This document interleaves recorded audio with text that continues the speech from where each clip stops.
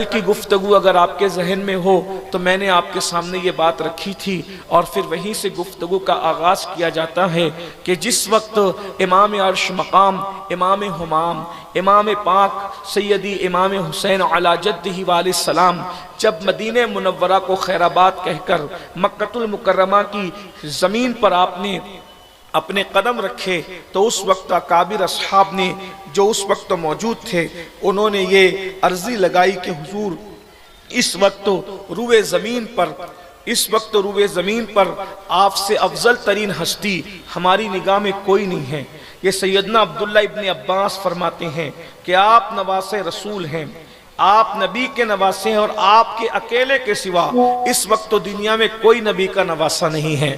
روئے زمین پر ہمارے لیے سب سے عظیم ہستی آپ ہے، اس وقت اس زمانے میں سب سے عظیم ترین ہستی آپ کی ہستی ہے، اس لیے آپ اب یہاں سے کہیں نہ جائیں۔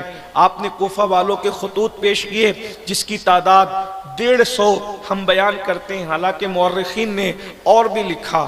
یہ اپنے نئے سننے والوں کو میں یہ بات بتا دوں کہ کربلا کا واقعہ نہیں بلکہ تاریخ میں جتنے واقعات ہیں ان میں بہت اختلافات ہیں، لیکن ہماری یہ کوشش ہوتی ہے کہ اقوال سب بیان کر دیں تاکہ آپ اپنے ذوق کے اعتبار سے اس کو قبول کریں یا نہ کریں۔ بہرحال امام عرش مقام نے 150 خطوط ان کے سامنے رکھے، اور وہ جو آخری خط میں نے آپ کے سامنے اس کا مضمون پیش کیا تھا وہ بھی آپ نے پیش فرمایا۔ تو سیدنا عبداللہ ابن عباس رضی اللہ عنہ حبر الامہ، سید المفسرین، رئیس المفسرین ابن عباس رضی اللہ تعالیٰ نے عرض کیا کہ آپ ایک کام کریں کہ اپنے کسی معتمد کو بھیجیں، اور پھر اس کے بعد اس بات پر ہماری گفتگو کل مکمل ہوئی تھی کہ امام عرش مقام کے بہنوئی تھے اور ان کے جو ہے وہ چچا زاد بھائی تھے جن کو ہم تاریخ میں امام مسلم کے نام سے یاد کرتے ہیں۔ امام مسلم امام مولا کائنات کے داماد بھی ہوتے ہیں اور امام حسین علی جدہ علیہ السلام کے بہنوئی بھی ہوتے ہیں، کیونکہ آپ نے سنا کہ امام مولا کائنات نے جو ہے سیدہ فاطمہ الزہرا کے بعد 8 نکاح فرمائے، اس طرح آپ کی 9 بیویاں مکمل ہوتی ہے، اور اللہ تعالیٰ نے آپ کو کم و بیش 18 سے 19 بیٹے عطا فرمائے اور 17 سے کچھ کم زیادہ آپ کو بیٹیاں عطا فرمائی، تو آپ کی بیٹیوں کی تعداد بھی بڑی کثیر ہے اور بیٹوں کی تعداد بھی بڑی کثیر ہے۔ تو حضرت سیدنا مسلم ابن عقیل جو بہنوئی بھی تھے، چچا زاد بھائی بھی تھے، بڑے خوبصورت آدمی تھے، بڑے حسین و جمیل انسان تھے، اللہ نے علم بھی دیا تھا، تقوی بھی دیا تھا، ان کو روانہ کیا۔ اور پھر آپ جانتے ہیں کہ آپ جس وقت تو کوفہ پہنچے تو آپ کے ساتھ آپ کے 2 بیٹے تھے، ایک کا نام محمد تھا اور دوسرے کا نام ابراہیم تھا۔ محمد کی عمر جو ہے وہ 8 سال بتائی جاتی ہے اور ابراہیم کی عمر جو ہے وہ 6 سال بتائی جاتی ہے۔ امام مسلم شروع میں جس وقت کوفہ پہنچے بڑی تعداد میں لوگوں نے آپ کے ہاتھ پر بیعت کی، مختلف اقوال ہے جو میں کل پڑھ چکا۔ مختصر میں امام کی شہادت حصول برکت کے لیے پڑھنا ہے، وہ یہ کہ جب آپ نے لوگوں کی بیعت لی تو اس وقت ہوا یہ کہ یزید کے جو مخبر تھے انہوں نے یزید کو لکھا، اگر تم اپنی حکومت کا تحفظ چاہتے ہو تو مسلم یہاں آئے ہیں امام حسین کے نمائندے بن کر اور وہ لوگوں کی بیعت لیتے ہیں، تم جلدی سے کسی کو روانہ کرو۔ عبید اللہ ابن زیاد کو یزید نے روانہ کیا۔ عبید اللہ ابن زیاد کیا، ان لوگوں کی کیا تاریخ پڑھی جائے، بس اتنا آپ سن لیں اور سمجھتے ہیں، اور آپ کو پتہ ہے کہ زیاد جو تھا وہ اس کا باپ عبید اللہ کا باپ جو زیاد تھا وہ تاریخ کے مورخین نے لکھا ہے اور بہت معتمد مورخین نے جو ہے وہ لکھا ہے کہ یہ زنا سے پیدا ہوا تھا زیاد، اسی لیے زیاد کے باپ کا نام یہ کہا جاتا ہے، زیاد کے باپ کا نام عام طور پہ نہیں لکھا جاتا بلکہ کہا جاتا ہے زیاد ابن ابی۔ جو بڑے مورخین ہیں جنہوں نے حالات زمانہ کی رعایت کیے بغیر حق کو لکھا، انہوں نے یہ لکھا زیاد ابن ابی، زیاد اپنے باپ کا بیٹا، یعنی باپ کا بیٹا کون باپ ہے آج تک اس کا کوئی ٹھکانہ نہیں ہے۔ بہرحال یہ وہ شخص ہے ابن زیاد، عبید اللہ ابن زیاد۔ اس سے میں ایک بات آپ کو، ایک ضابطہ آپ کے سامنے رکھ دوں کہ لوگ جو ظلم کرتے ہیں، زیادتی کرتے ہیں، اللہ کے بندوں پر لوگ جو ظلم کرتے ہیں وہ یوں ہی نہیں کرتے، بلکہ کہیں نہ کہیں سے دودھ میں، نسب میں کھوٹ ہوتی ہے، تب جا کر کے دنیا میں ظالم لوگ پیدا ہوتے ہیں۔ ظالم لوگ دنیا میں یوں ہی پیدا نہیں ہوتے، پیدائش کی خطائیں انسان کو ظالم بناتی ہے، اور اگر پیدائش میں خطائیں نہ ہو، دودھ میں کھوٹ نہ ہو اور خون میں کھوٹ نہ ہو، تو کافر گھر میں پیدا ہو کے بھی انسان کافر تو ہوتا ہے مگر ظالم نہیں ہوتا۔ اسی لیے مولائے کائنات نے کافر اور ظالم کے فرق کو بیان کرتے ہوئے فرمایا، اللہ کافروں کو تو مہلت دیتا ہے مگر اللہ ظالموں کو مہلت نہیں دیتا۔ ظلم بہت خطرناک چیز ہے۔ بہرحال تو ہوا یہ کہ عبید اللہ ابن زیاد جب کوفہ آیا، آنے کے بعد اس نے وہاں کے سرداروں کو دھمکایا، اور سرداروں کو دھمکانے کے بعد سارے جو کوفہ کے سردار تھے ان کی فکر بدل گئی، ان کی سوچ بدل گئی۔ کوفی لایوفی جن کو کہا جاتا ہے، وہ اچانک ایک رات میں دھمکی سن کر کے بہک گئے، کچھ لوگ لالچ سے بہک گئے، اور اس کے بعد جن لوگوں نے بیعتیں کی تھی وہ سب کے سب بیعت توڑ کر واپس سے وہ یزید کے حمایتی بن گئے، اور ایک ساتھ مل کر سب نے جو ہے حضرت امام مسلم کے ساتھ اور انڈائریکٹ امام حسین کے ساتھ غداری کی۔ ہوا یہ کہ اللہ اکبر، امام مسلم رضی اللہ تعالیٰ عنہ جو امام حسین کے نمائندے تھے، جب وہ مسجد میں نماز پڑھانے کے لیے گئے تو 700 لوگ آپ کے ساتھ بچے یا 500 لوگ مغرب کی نماز شروع کی کوفہ کی جامع مسجد میں، تو 500 یا 700 لوگ پیچھے کھڑے تھے، اور جب سلام پھیرا تو کوئی ایک بھی موجود نہیں تھا، سب ساتھ چھوڑ کر کے چلے گئے۔ یہ کوفہ کی تاریخ ہے، یہ کوفیوں کی بے وفائی ہے۔ اللہ اکبر۔ اس کے بعد امام مسلم مغرب کی نماز پڑھ کے سوچتے کہاں جائیں، کدھر جائیں، سب کے دروازے بند۔ کل تک کے جن کی جو دعوتوں کے لیے منتیں کر رہے تھے، بلا رہے تھے، عرضیاں پیش کر رہے تھے، ہاتھ جوڑ رہے تھے، آج انہوں نے اپنے دروازے بند کر دیے۔ حضرت سیدنا امام مسلم رو رہے ہیں، میں نے تو امام کو خط لکھ کر کے کہہ دیا، حالات بڑے سازگار ہیں، لوگ آپ کی بیعت کے لیے تیار ہے، لوگ آپ کی زیارت کے لیے تیار ہے۔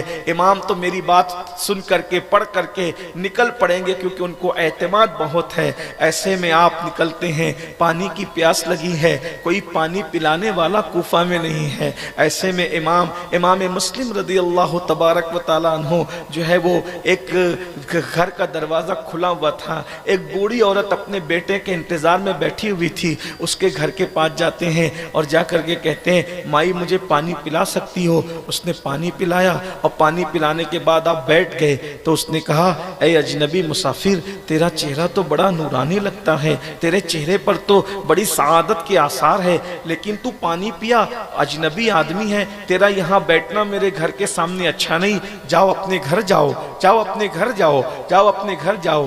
آپ کی آنکھوں میں آنسو تھے، مائی میرا کوئی گھر نہیں۔ پوچھا آپ کون ہیں؟ تو فرمایا کہ جس کو بڑے چاو سے بلایا تھا کوفہ والوں نے اس کے ساتھ دھوکہ کر دیا، میں وہی مسلم ابن عقیل ہوں۔ اتنا سننا تھا، وہ اہل بیت کی عاشق تھی، وہ فوراً قدموں پہ گر پڑی، قدم بوسی کی، اور اس کے بعد کہا، مالک آپ میرے گھر میں چلیں، آپ میرے گھر میں قیام فرمائیں تاکہ میں آپ کی میزبانی کروں اور سیدہ کی بارگاہ میں سرخرو ہو جاؤں۔ المختصر یہ کہ ادھر وہ امام کی خدمت کر رہی تھی، اور اس کا جو بیٹا تھا وہ ذلیل جو ہے ابن اشعث کا گرگا تھا، اور وہ ابن زیاد کا گرگا تھا۔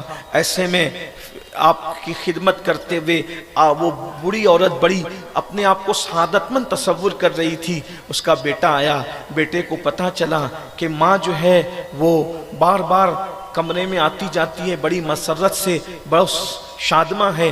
تو پوچھا ماں کیا بات ہے؟ تو کہا کہ ہمارے گھر امام مسلم آئے ہیں۔ وہ ظالم گیا اور جا کر کے ابن اشعث کو اس نے چگلی کر دی، مخبری کر دی، اور ابن اشعث نے ابن زیاد کو، اور اس طریقے سے حضرت امام مسلم کو وہ گرفتار کرنے کے لیے آئے۔ اور امام مسلم کو جب گرفتار کرنے کے لیے آئے، تقریباً 300 لوگ ایک آدمی کو گرفتار کرنے آئے۔ یعنی وہ لوگوں کے دل میں آل رسول کی ہیبت کتنی تھی، حیدر کرار کے گھرانے کی ہیبت کتنی تھی کہ وہ لوگ अकेले एक आदमी को पर काबू नहीं पा सकते थे। उसमें भी मौर्रिखीन लिखते हैं कि उन 300 में से 200 को अकेले इमाम मुस्लिम ने कत्ल कर दिया। आपने जो जंग की है, ये ख़ानदान बड़ा बहादुर ख़ानदान, अल्लाह ताला ने इस ख़ानदान को बड़ी बहादुरी और जुरात अता फरमाई है। और ये दास्तान इसीलिए बयान की जाती है ताकि हमारे जवानों में भी बहादुरी पैदा हो कि मोमिन बहादुर होता है, मोमिन बुज़दिल नहीं होता, मोमिन निडर होता है, मोमिन मौत से डरता नहीं है। मोमिन को पता है कि दुनिया में उसको अल्लाह ने जितनी राहतें, इज्जतें और अजमतें अता की है, इससे करोड़ों दर्जा ज्यादा अल्लाह उसको आखिरत में इज्जतें अता फरमाएगा। इससे बढ़ करके अल्लाह उसको आखिरत में नेमतें अता फरमाएगा। वल आखिरतु खैरुन व अबका, आखिरत दुनिया से बेहतर है। दुनिया फना होने वाली है, आखिरत बाकी रहने वाली है। इसलिए मोमिन के लिए ये है, हमें तो दोनों ही जानिब से सरफराजी है, मरे शहीद और बच गए तो गाजी है। अल्लाह अकबर। लेकिन ये वो करते हैं जिनके दिलों में आखिरत की मोहब्बत होती है, अल्लाह की मोहब्बत होती है। हजरत इमाम मुस्लिम ने लड़ते लड़ते 200 को जहन्नम में पहुंचाया और उसके बाद फिर जब वो उनको मजीद फौज भेजी गई, लोग भेजे गए, तो इमाम मुस्लिम पर उन्होंने ऊपर से पत्थर बरसाए और पत्थर बरसाने के बाद बिल आखिर ये हुआ कि आपके दांत तोड़ दिए गए, होंठ काट दिया गया, उंगलियां काट दी गई। उसके बाद भी आप पर काबू ना हो सका तो ये कहा कि हम आपको अमान देते हैं, हम आपको अमान देते हैं। और आपने कहा कि मुझे तुम्हारी अमान की ज़रूरत नहीं है क्योंकि मुझे डर है कि तुम मेरे साथ धोखा करोगे। बिलाखिर उन्होंने अमान की बात कही। और ये कानून है इस्लाम का, अगर काफिर को भी अमान दी जाए तो उस अमान की हिफाजत की जाए, उसकी लाज रखी जाए। अल्लाह के रसूल सल्लल्लाहु अलैहि वसल्लम ने फतेह मक्का के दिन ऐसे लोगों को हुजूर ने कत्ल करने से मना फरमाया जिनको सहाबा ने अमान दे दी थी। कहा अमान दे दी गई, अब हम कत्ल नहीं करेंगे। लेकिन ये जालिम वो लोग थे कि अमान देकर भी इन्होंने झूठ बोला। इमाम मुस्लिम का हम आपको अमान देते हैं, और अमान देने के बाद इमाम को जो वो एक खच्चर पे बिठा करके ले गए और जैसे ही दारुल इमारत में पहुंचे इमाम की तलवार निकाल ली, तलवार उनकी नियाम से निकाली। इमाम ने जोर से पढ़ा इन्ना लिल्लाहि व इन्ना इलैहि राजिऊन, ये तुम्हारा पहला धोखा है, तुमने मेरी तलवार निकाल ली। जब आप इब्ने ज़ियाद के दरबार में, दरबार क्या उस पलीत का, लेकिन बहरहाल समझाने के लिए कहना पड़ेगा, उसके गवर्नर हाउस में जब पहुंचे तो पहुंचने के बाद आपने उसको सलाम नहीं किया। और उसके बाद उस जालिम ने कहा कि आप यहाँ क्यों आए? फरमाया मैं इनके बुलाने से आया। और उसने बहुत सारी गालियाँ दी इमाम हुसैन को, मौलाए कायनात को, बहुत सी उसने गालियाँ दी। और गालियाँ देने के बाद बहुत सारी बातें हुई, बहस हुई, गुफ्तगू हुई, जिसको पिछले सालों में बयान किया जा चुका है। वक्त को बचाते हुए बस मैं हुसूल बरकत के लिए शहादत पढ़ना चाह रहा हूँ। बाकी मैं तो उम्मीद करता हूँ कि जो लोग चंद सालों से सुन रहे हैं उनको ये सारी शहादतें याद है। सिर्फ बरकतों का हुसूल है, बरकतें हासिल करना है, अल्लाह उसके रसूल की रज़ा हासिल करना है, नई नस्ल तक ये खूबसूरत पैगाम पहुँचाना है। हुआ यही कि इमाम मुस्लिम को जब उसने कहा कि यजीद की बैत के लिए तैयार हो जाओ, फरमाया हम फासिक व फाजिर और एक शरीयत को में तगय्युर पैदा करने वाले के हाथ पर बैअत नहीं कर सकते। बिलाखिर ये हुआ कि इमाम मुस्लिम ने कहा कि मुझे कुछ वसीयत करना है, अगर कोई बंदा इसमें हो तो मुझे बताओ, मैं किसी को वसीयत करूं। तो नज़र पड़ी अमर बिन साद पर, तो कहा कि कुछ कराबतदारी इनसे है, कुछ यानी रिश्तेदारी इनसे है। चूँकि हज़रत सैयदुना साद इब्न अबी वक़ास रज़ी अल्लाह ताला अशरे मुबश्शरा में थे, हुज़ूर अकरम सल्लल्लाहु अलैहि वसल्लम के सहाबी थे, जन्नती असहाब में से थे। लेकिन उनका बेटा था, बिगड़ गया था, दुनियादारी में पड़ गया था। बहरहाल तो अमर बिन साद को बुलाया और बुला करके कहा देखो मेरी 3 बातों को याद रखना। नंबर 1 कि जब मैं शहीद हो जाऊं तो 700 दिरहम मुझ पे कर्ज है, मेरा ज़िरा और मेरा घोड़ा बेचकर, मेरी ज़िरा और मेरा घोड़ा बेचकर मेरा कर्ज अदा कर देना। और दूसरी वसीयत ये है कि जब मेरी शहादत हो जाए तो मेरे जिस्म को ये बेहुरमती करेंगे तो उसको ले लेना और दफन कर देना। और तीसरी बात ये, मैं इमाम को ख़त लिख चुका हूँ, इमाम मेरा ख़त पढ़ करके ज़रूर आएंगे, इमाम को ख़त लिख देना कि कोफा वालों ने बेवफाई कर दी है इसलिए इमाम तशरीफ़ न लाएं। یہ تین باتیں اس ظالم نے وصیت ادھر جا کر کے سنی اور آ کر پورے دربار میں بیان کر دیا۔ اور پھر ابن زیاد نے کہا گھوڑا اور زرہ تو میں نہیں دوں گا کیونکہ اس پہ ہمارا قبضہ ہے، دوسری بات یہ کہ لاش کے بارے میں کیا کرنا ہے یہ ہم خود جانیں گے، اور تیسری بات یہ کہ حسین ہماری طرف آئیں گے ہم ان کو نپٹیں گے، نہیں آئیں گے ہم ان کو چھوڑ دیں گے۔ اس طرح اس بدبخت نے بات کی اور پھر کوفہ کے دارالامارت پر لے جا کر کے سیدنا امام مسلم کو کھڑا کیا۔ امام پھوٹ پھوٹ کر رونے لگے۔ ظالم نے کہا موت کو سامنے دیکھ کے رو رہے ہو؟ کہا نہیں، موت کو سامنے دیکھ کر نہیں رو رہا ہوں بلکہ اس پر رو رہا ہوں، حسین کو مجھ پہ اعتماد بہت ہے، میرا خط پڑھیں گے تو بال بچوں کے ساتھ ادھر آئیں گے اور ان لوگوں نے بے وفائی کر دی ہے۔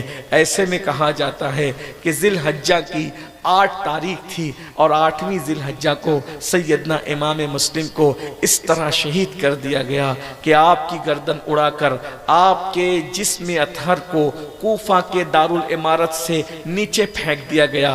مورخ لکھتا ہے کہ آپ کی ہڈیاں چکنا چور ہو گئی اور آپ کی شہادت کے بعد دوسرا خوش نصیب جو شہید ہوا ہے کربلا کے باب نے، ان کو حضرت ہانی رضی اللہ تعالیٰ ابن عروہ کہتے ہیں۔ ہانی ابن عروہ ان کی بھی شہادت ہوئی اور ایک ہی دن میں یہ دونوں کو شہید کیا گیا اور یہ دونوں کے سر کو دمشق کو بھیج دیا گیا، جسے دمشق بھی کہتے ہیں، یزید کے پاس، اور ان دونوں کے جسم کو کوفہ کے دارالامارت پر لٹکا دیا گیا۔ یہ ہوا ان دونوں کی شہادت کا معاملہ۔